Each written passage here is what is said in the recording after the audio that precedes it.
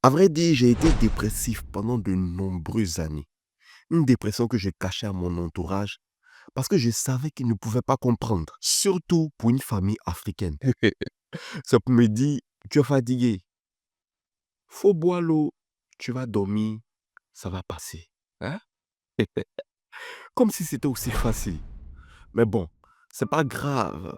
Parce que c'est compliqué. Et d'ailleurs, moi-même, je ne comprenais pas pourquoi je ressentais ce vide à l'intérieur de moi. Ce sentiment de manque, comme si mon boulot, mes relations, tout ce que je faisais au quotidien n'avait vraiment pas de sens. En fait, je recherchais un but plus haut que moi-même. Devenir riche, oui, on est d'accord.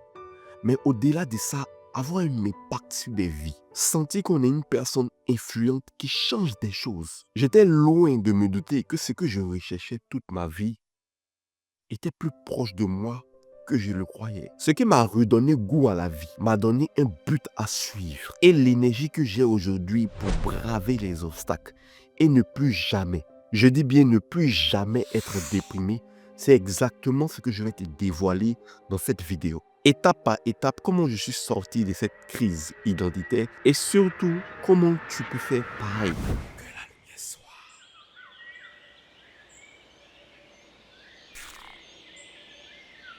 Tout commence après mes études en Inde, où j'ai décidé de retourner dans mon pays d'origine, qui est bien sûr la Côte d'Ivoire, dans le but de me lancer dans les affaires parce que j'étais convaincu, au plus profond de moi, que j'étais appelé au business. À ce moment clé dans ma tête, il n'y avait pas d'autre possibilité.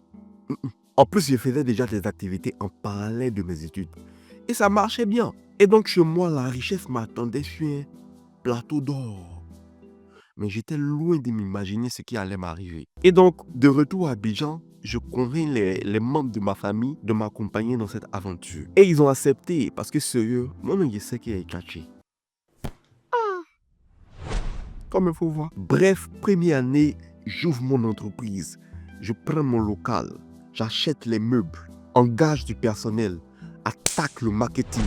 En fait, je me sentais comme un roi. Tout allait bien jusqu'à ce que je sois frappé par la réalité du marché. Bizarrement, c'était comme si tout ce qui marchait pour moi auparavant, c'est-à-dire quand j'étais en Inde, était devenu inutile ici. Les mêmes méthodes qui fonctionnaient pour moi étaient devenues inefficaces. Je me rappelle encore, j'avais beau parler, mais les clients ne concrétisaient pas.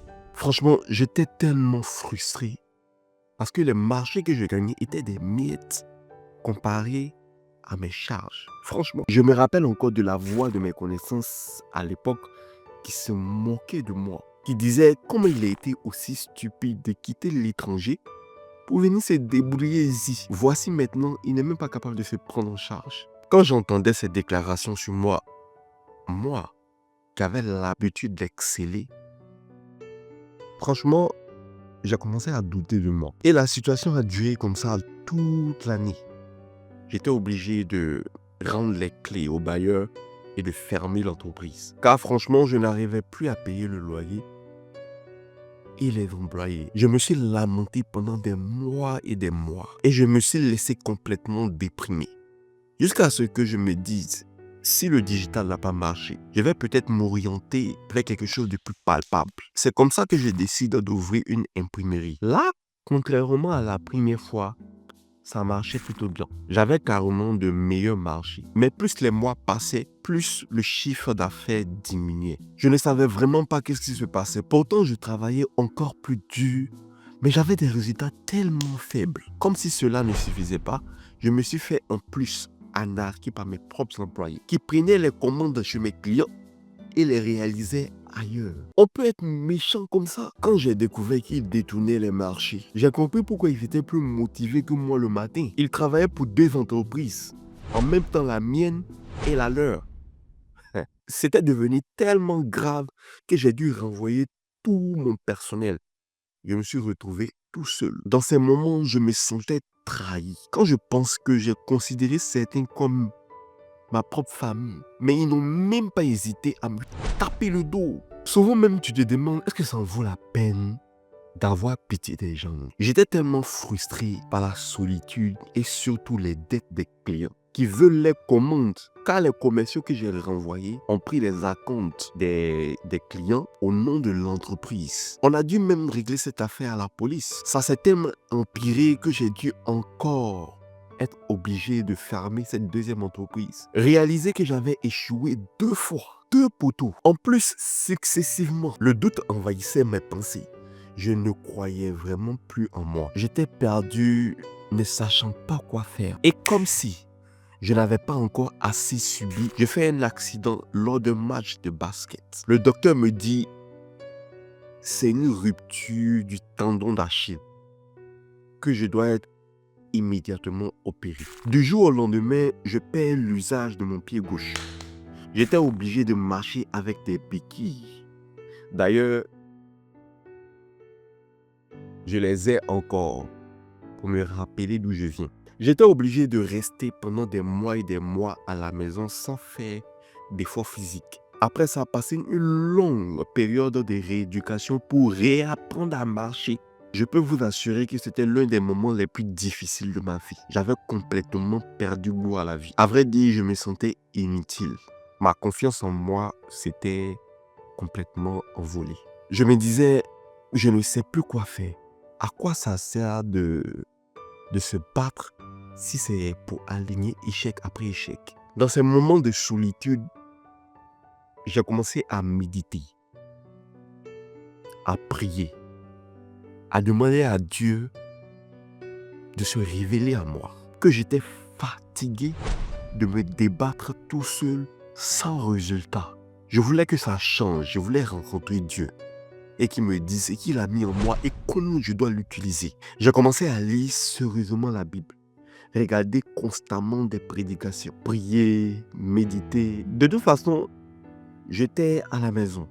Qu'est-ce que je pouvais faire? Mais dans cette quête, j'ai remarqué quelque chose de vraiment très intéressant. Plus je cherchais Dieu, plus je me découvrais moi-même. C'est ici que j'ai vraiment réalisé que depuis petit, j'avais une passion profonde pour la réalisation vidéo. Et aussi un don qui m'a suivi jusqu'à aujourd'hui, la capacité d'assimiler n'importe quel concept complexe, le simplifier et l'enseigner pour que ça soit plus compréhensible pour les autres. Je le faisais inconsciemment. Jusqu'à là, je n'avais jamais vraiment exploité véritablement cette capacité. Après cette révélation, ma mentalité a complètement changé. Au-delà de l'argent que je cherchais coûte que coûte, j'avais maintenant pris conscience de qui j'étais, de ce que je pouvais offrir au monde et que je louais un Dieu qui a un but pour moi. J'ai profité de ces moments à la maison pour apprendre tellement de choses. Après ma rééducation physique, j'ai commencé à enseigner, organiser formation après formation, masterclass après masterclass, me déplacer un peu partout pour exercer mon don. Naturellement, les gens ont commencé à voir en moi un leader qui les inspire. J'ai témoigné des miracles que je n'avais jamais vus auparavant. Je sais que comme moi, beaucoup de gens souffrent de dépression qu'ils cachent. Ils se sentent perdus et ne savent pas comment s'en sortir. Je vais maintenant décortiquer ce qui s'est passé avec moi concrètement et comment toi aussi tu peux allumer la lumière dans ta vie. Là où il y a l'obscurité, nous allons déclarer que la lumière soit. La première clé, c'est de se connecter au créateur. Imaginez que vous achetez un nouveau produit. Disons que c'est un appareil. Supposons que c'est une imprimante 3D. On considère également que vous n'avez jamais utilisé une imprimante 3D auparavant, bien sûr. Comment, selon vous, vous pouvez maîtriser l'utilisation de cette machine? Ne réfléchissez pas trop, il y a seulement 5 méthodes. La première, c'est en tâtonnant et en testant le produit directement. Bref, on appuie tous les boutons et on voit ce qui se passe. Dans cette méthode, souvent ça marche et vous comprenez certaines fonctions de base. Cependant, vous perdez du temps et des ressources à faire des erreurs et souvent tourner en rond sans vraiment exploiter ce que l'imprimante est capable de faire. La deuxième méthode, c'est de se renseigner chez quelqu'un qui a déjà testé le produit. Il a eu le temps de voir qu'est-ce qui marche, qu'est-ce qui ne marche pas. Ici, tu gagnes en temps pour maîtriser les bases, les fonctions primaires de l'imprimante. La troisième méthode, on se renseigne chez quelqu'un qui a lu la notice du produit. Ici, c'est ce qu'une personne a compris en lisant qu'il pourra te communiquer. Cette compréhension peut être juste comme fausse. Tout dépend de son intelligence et sa capacité à expliquer. Là, tu seras obligé de tester par toi-même si les informations sont justes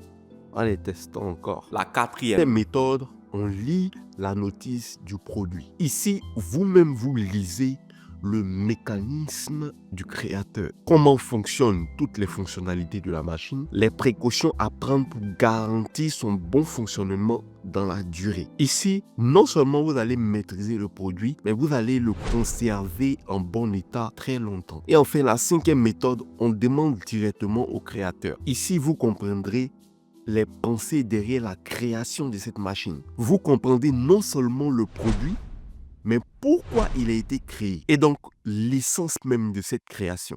Est-ce que vous savez que vous n'êtes pas créé vous-même? Vous êtes le produit d'un créateur. Mais la plupart d'entre nous n'ont pas conscience de cette vérité. Et nous tâtonnons, nous testons en touchant un peu de tout pour essayer de faire marcher notre vie. C'est ce que moi-même j'ai fait jusqu'à ce que je sois bloqué à la maison. C'est dans ces moments difficiles que j'ai eu le temps de parler à mon créateur et de lire sa notice.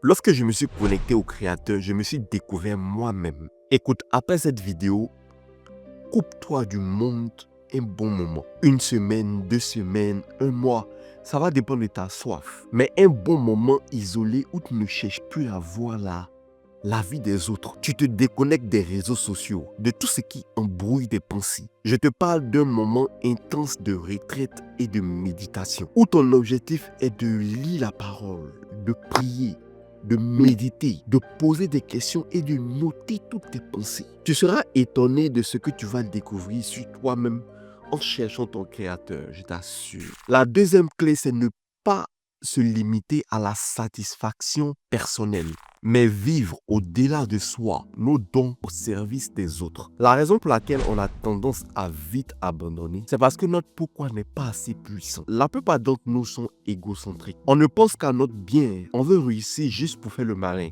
juste pour narguer ceux qui n'ont pas cru en nous. Et c'est une raison trop faible devant certaines difficultés de la vie. Lorsqu'il n'y a que l'argent comme motivation, dès que ça devient difficile, tu commences à chercher c'est quel sorcier du village qui est contre ton étoile. Moi, au début, je voulais juste réussir pour moi, pour m'enrichir, pour ne plus dépendre financièrement de mes proches, pour prouver que je suis fort, que j'ai de la valeur. Et c'est exactement pourquoi je me décourageais si vite. Parce que personne ne dépendait de moi. Mais lorsque ma mentalité a changé, que j'ai décidé de vraiment me soucier des autres, même de ceux que je ne connais pas encore. Vraiment me soucier de trouver des solutions aux problèmes des autres. Utiliser mes compétences pour une cause noble. Représenter mon Dieu et servir les autres.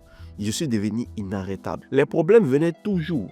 Mais ce qui avait changé, c'est que mon pourquoi était devenu plus fort que les obstacles. Abandonner n'était plus une option car des vies dépendent désormais de moi, de mes actions. Ne pas vivre seulement pour soi, mais pour le bien de plusieurs, te donne une ténacité que tu n'avais pas avant. Aujourd'hui, demande-toi quel changement tu veux apporter à ta société. Qu'est-ce que tu peux offrir qui aura un impact considérable dans la vie des autres? Qui sont ceux que tu peux aider avec les dons que Dieu a mis en toi? Vous devez vivre pour une mission, pas seulement pour devenir riche. Bien que la richesse n'est pas un problème, mais votre joie doit être sur l'accomplissement de cette mission. La richesse sera juste un supplément. Il est même écrit qu'il y a plus de bonheur à donner qu'à recevoir. La troisième clé, c'est de comprendre que le bien et le mal sont bons. Là, c'est le secret pour avoir un mental d'acier. Le fait de comprendre que la souffrance, le plaisir sont tous deux des outils dans la main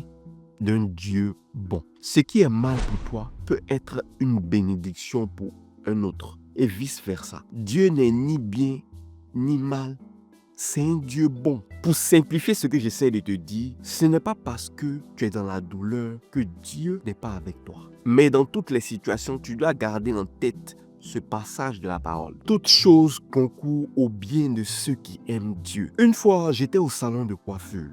J'attendais mon tour. Et devant moi, il y avait un petit garçon qui pleurait parce qu'il avait peur de la tondeuse. Le coiffeur ignorait ses pleurs et continuait son travail. Pendant que sa maman essayait de le calmer, elle lui disait « Oh mon bébé, t'inquiète, ça sera terminé tout de suite. Tu seras tout beau à l'école, tu verras. » Et à cet instant, j'ai entendu comme une voix me dit « Souvent les hommes sont comme cet enfant qui pleure. Selon lui, le monde est en train de s'effondrer à cause de cette tondeuse. Mais il oubliera complètement cette douleur lorsqu'on lui dira qu'il est beau en classe. Et Dieu est comme cette maman qui console le bébé, sachant que ce que le coiffeur est en train de faire est nécessaire, voire inévitable. C'est juste le chemin pour son épanouissement de demain. Ce que tu penses être de la souffrance aujourd'hui sera la raison de ton bonheur de demain. Mais c'est seulement demain que tu vas le réaliser.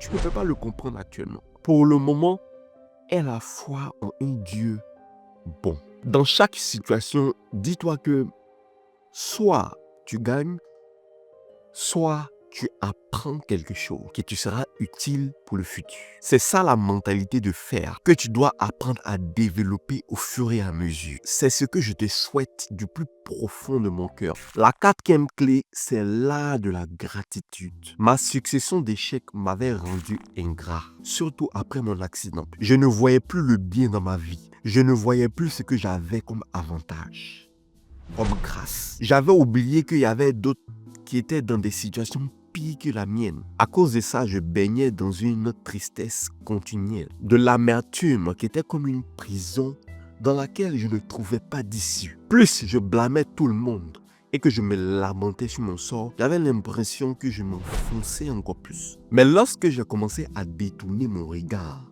des problèmes et me concentrer sur ce que j'avais de bien, moi au moins j'étais encore vivant. Moi au moins je mangeais à ma faim. C'est un privilège. Je vivais sous un toit confortable. J'avais une petite amie qui me soutenait vraiment.